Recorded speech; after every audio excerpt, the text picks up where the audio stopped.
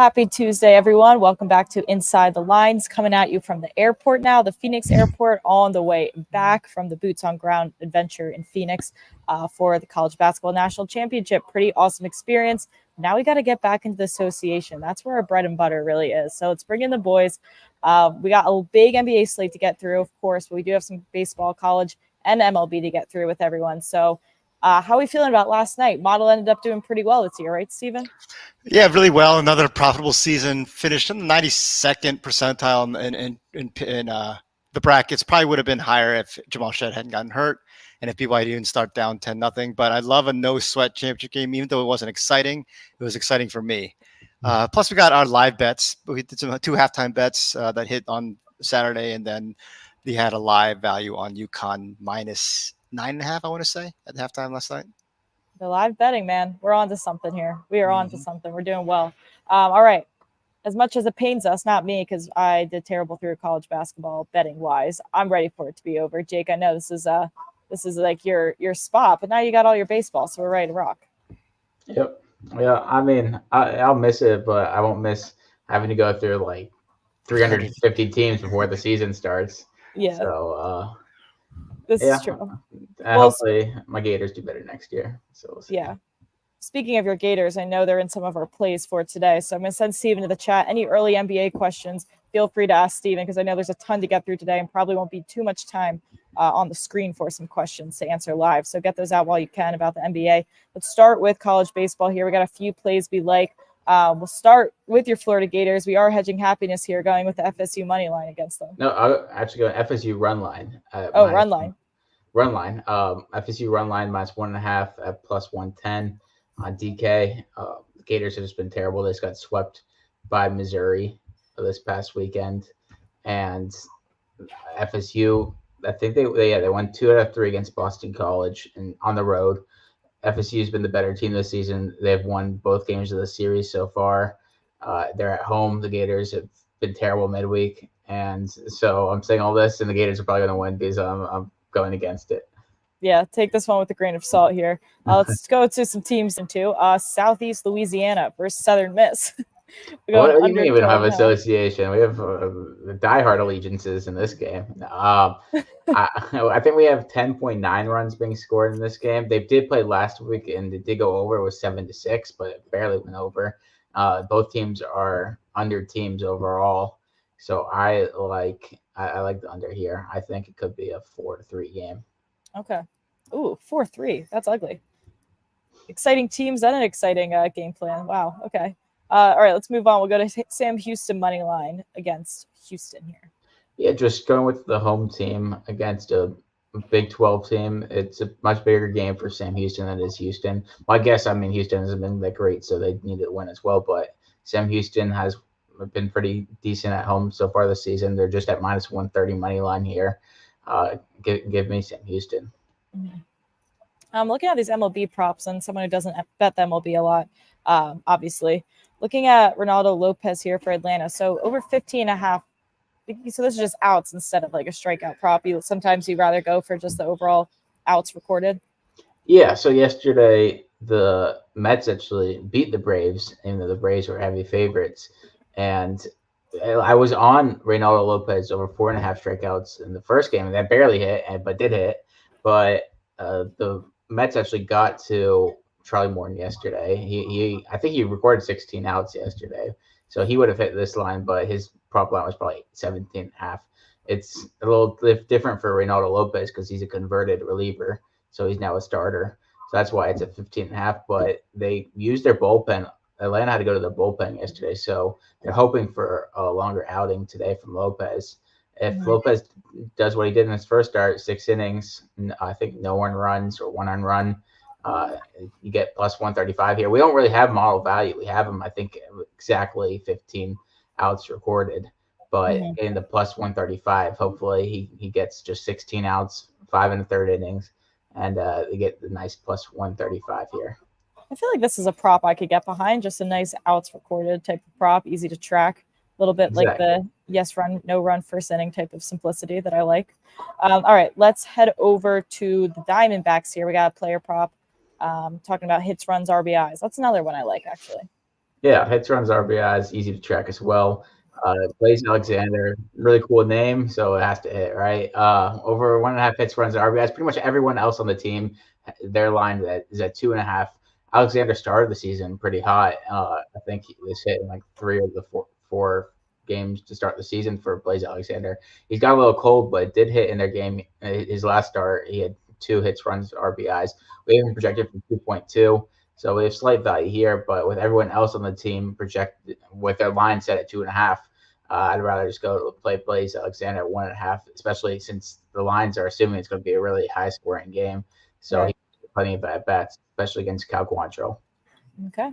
I like plenty of at bats. I'm just now learning that that is a very necessary thing when you have a home run prop. You want to see kids moving through the lineup. I'm learning as I go. All right, one more MLB play before we head into this massive MLB slate here. We'll go to the Rangers. Yeah, Rangers over 4.5 runs. They're going against everyone's favorite team, Oakland, soon to be Las Vegas in 3 to 4 years. But I mean, it's the Rangers offense going against one of the worst teams in baseball. We have them, I think, projected for around 5.3 runs.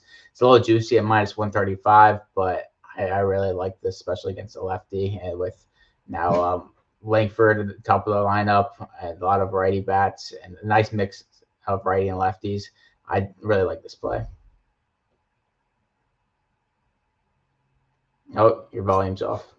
So tough. Okay, long night. All right, that's 6 baseball plays. Now we have a massive NBA slate to attack here. We're going to bring in Steven. We're going to try our best to answer some of your questions in the chat. Jake, I'll put you in charge of that as well. But we got a lot of our own agenda to get through here today. 14 games on the slate. Oh, my two favorite teams in the NBA, Detroit and Philly, playing in Philadelphia here. We're going to the good old faithful Cade Cunningham turnovers. Yeah, he was on the injury list, but I figure if he plays, he's a lock to get 3 turnovers.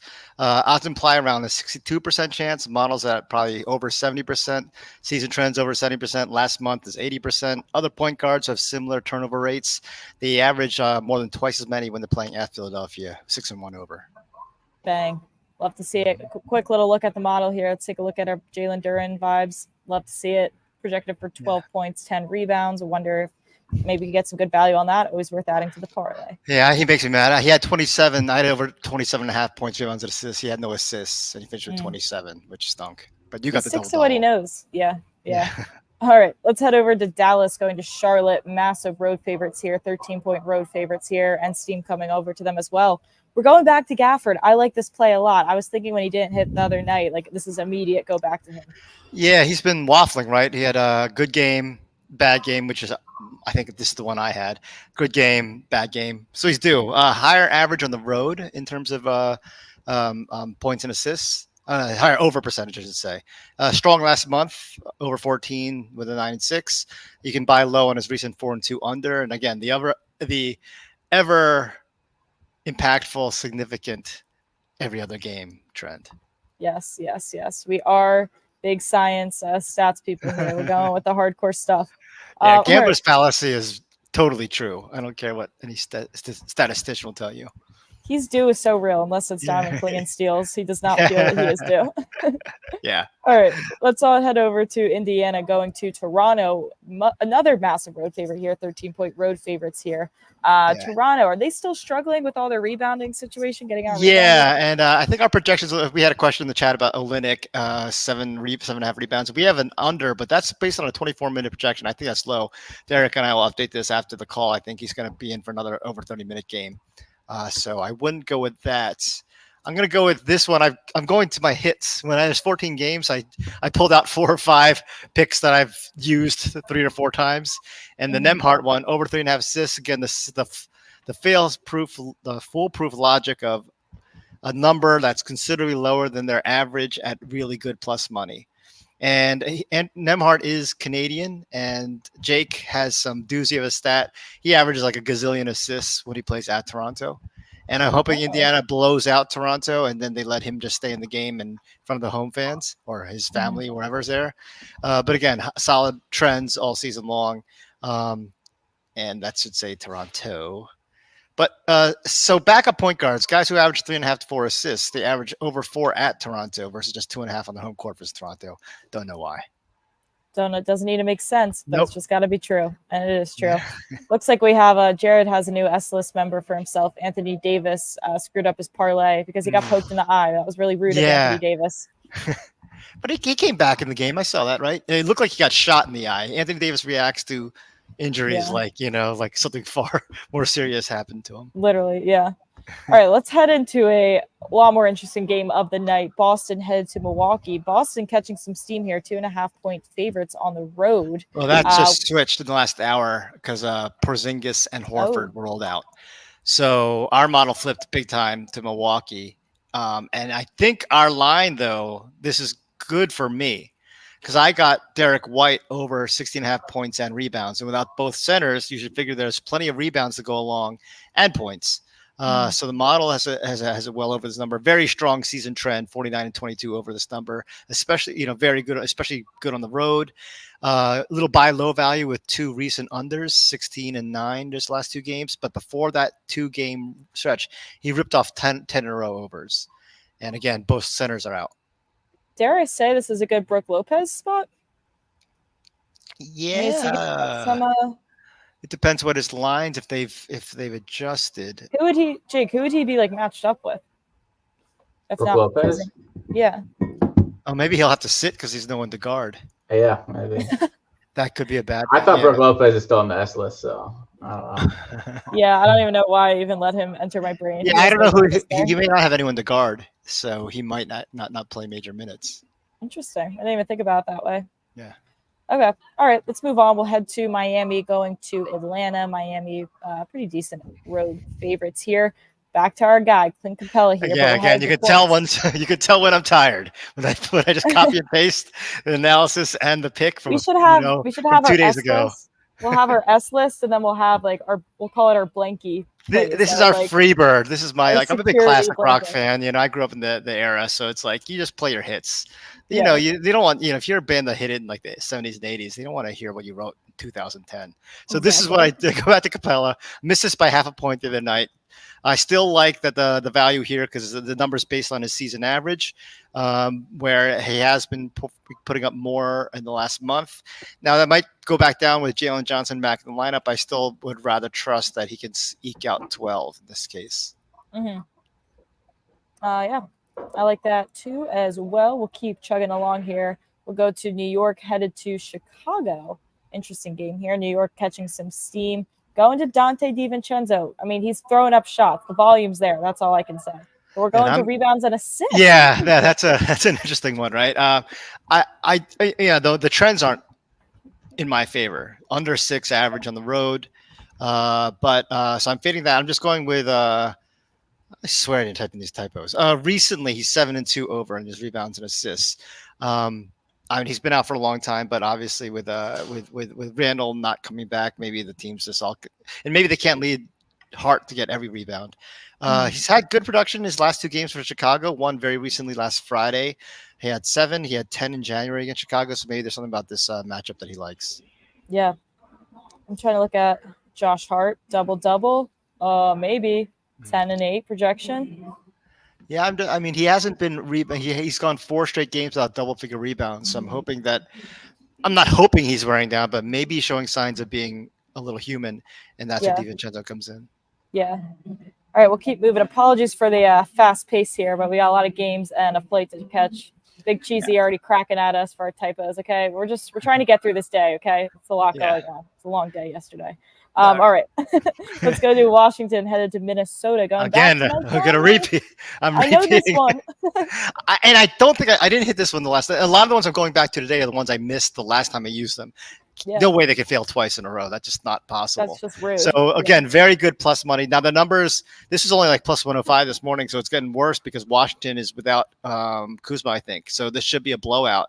So a lot of people probably expecting Conley maybe not to have to play much in the second half. But I still like his chances of getting 3 rebounds at plus 118. Buy low on his 8-3 under stretch. Other point guards who average similar number of rebounds. These guys average 2.5 to 3, and they average over 3 versus Washington. Do you think there's any fear that there be some sitting opportunity here? Do you think Washington's actually playing hard enough that nobody's going to? Yeah, I don't. You can't tell with teams that have players that aren't necessarily playing for their lives You know, they're playing for next year's team, trying to put some numbers on, That's true. put some footage on. And so, I mean, I wouldn't be surprised if Washington's oddly competitive. They beat they were competitive against the Lakers. They beat Milwaukee recently. You never know at this time of year, and you never know when a team like Minnesota will take a team lightly. But Minnesota is in a dogfight for the 1 seed, so I don't expect them to take them too lightly. That's true. That is a good point. We should do we'll do an episode soon of just kind of looking at seeding and where people are likely to end up. Maybe we can get some features going from our own early projections there. But nonetheless, we will continue to chug through this slate. We'll go to San Antonio, headed to Memphis. Probably an ugly game here. Yeah, there's a lot of players. Like, I don't know anything about Maushina Pereira, but I was tempted to take him just because I didn't know he was, and he put up huge numbers in a lot of minutes because they have nobody playing for Memphis. No one you would have thought day one. I can't, except for Laravia and Brandon Clark, who is out almost the season, are the only 2 players who are in the top 10 projected scorers for Memphis that you would thought might be playing at this point in the year. So yeah, I'm gonna go this. I hated Scottie Pippen Sr. and I hated the Bulls. Imagine growing up in the 80s and 90s hating the Michael Jordan Bulls. So it wasn't a good time for me. But I am going to figure the Pippen family owes me. So I'm going to go over 1.5 steals. The model has 2 steals. He's 8-5 in his highest minute games this year, 22 plus minute games. 3-1 when he's 29 plus minutes. I think he's good for over 30 this game. Mm-hmm. The Spurs commit the 3rd most turnovers in the league. And recently, except for a 7 turnover game against Denver, they had tons of turnovers, 2 times over 20. And Memphis forces the 3rd most turnovers in the league. And the last 2 games, they forced 19 and 17. Yeah. So I think Memphis, with their depleted lineup, bunch of young guys who are at least athletic, all they can really do is press, go for steals, try to get some easy baskets that way. How about our guy G.G. Jackson that really screwed us over sitting in the 4th quarter last week? I wonder if he's been putting up better numbers since. Steady, 15 to 17. So yeah, we just caught him on I think I had over 15.5. Yeah. Caught him on the wrong night. Yeah. I might be taking a look back into him sometime soon. Just not ready yet. Okay, we'll go to OKC, headed to Houston here. What are we looking at? Yeah, a lot of steam Orlando. Yeah, this is the Orlando. Houston. Oh, sorry, yeah. Orlando. So Houston blew it. They had a chance of beating Dallas. Jabari Smith missed 2 free throws that would have sealed the game, and they lost in overtime, and then their chance of making the play-in went away. So they have no motivation. So I'm banking on Amen Thompson was already getting plenty of minutes, but I'm hoping that he plays like the entire game just because at this point Houston has no reason to play. The veterans model has it over one whole blocker steal above the line.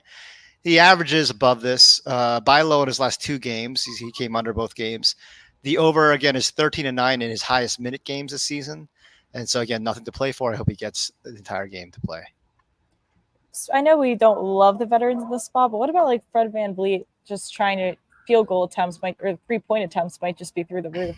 Yeah, I didn't watch Houston closely enough this year to know what they're going to do without being in contention if there's other players that they want to give a chance for a few games. This should be an important telling matchup for us to just see how we could play them out the rest of the year.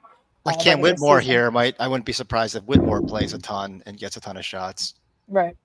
Yeah, this will be an interesting game to watch. Well, probably not watch, but at least see the stats in minutes and see who's throwing up any production here.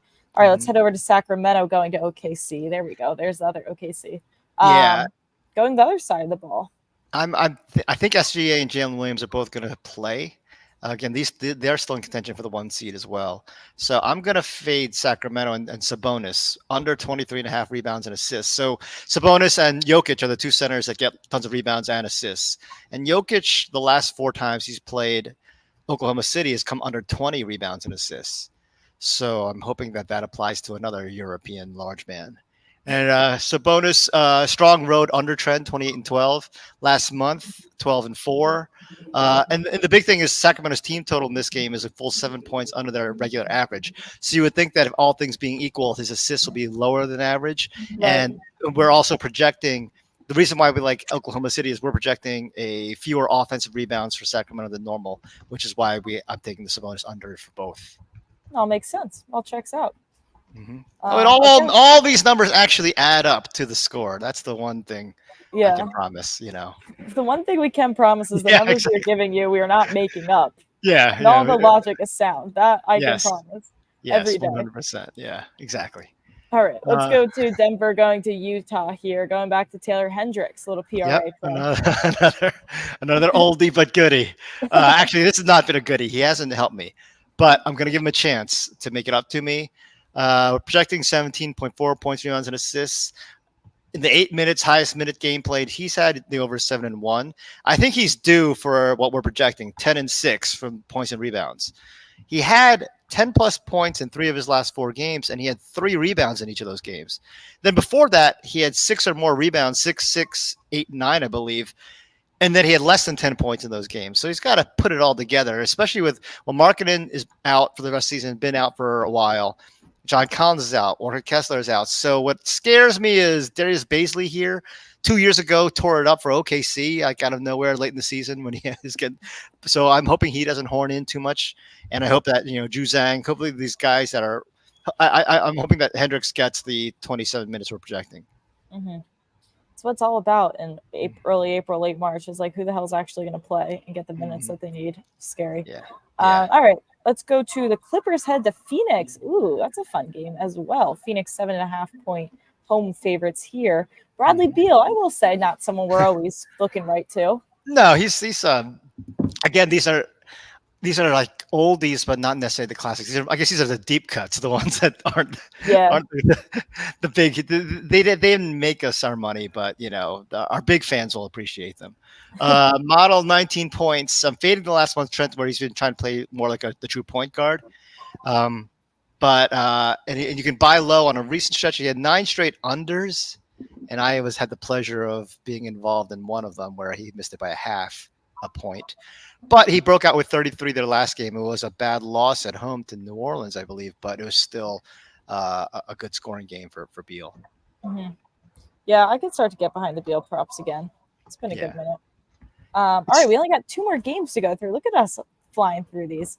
All right, Golden State headed to the Lakers here. Steph Curry, we're not going assists or rebounds. We're going turnovers.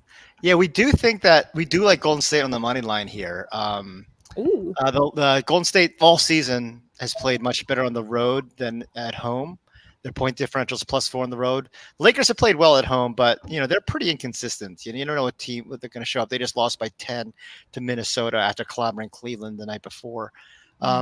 Golden State had a recent road trip where they barely lost to Dallas, but they were, I think, 4-1 before that on the road. So they've been playing well on the road. And they're healthy. Pretty much everyone's in the lineup, and that's why I like Steph to have a good game. We like even over 35.5 points here on assists, but with good games often come lots of turnovers, especially a team like Golden State, which likes to share the ball. And so it just comes with the territory. So plus money on a number that's well under his season average. He has higher over rate on the road than at home. And you still have some buy low value from a 11-game stretch where he had 1 or less turnovers. 11 games? Yeah, but recently the over is 3-1. Oh, so we're still being priced as if he is the guy getting 1.5 turnovers a game, but recently he's been 4 turnovers multiple times. Right. Do love that plus money play. Mm-hmm. All right, one more game to get through here. New Orleans headed to Portland. Steam on New Orleans, it seems. Yeah. So I like, the model likes New Orleans, even a big number. Portland's got them to play for, or with maybe. But I'm going to go with a guy who was terrible his last game. So what a chance he's doing terribly twice in a row. Herb Jones, over 9.5 points. Model has close to 11. Very strong road over percentage, even though his average is lower than on the road. Is 22-13, 10 or more points. And again, I think there's buy low value on his last game and his overall 3 unders to just 1 over recently. Before he's other than that, he was on a nice little overstretch. Okay, all right, Herb Jones. Any Trey Murphy value here, just for kicks, out of curiosity? I don't. If anything, it's undervalue, which I know you just hate, right? Yeah. I don't hate myself, so I'm not going to do that.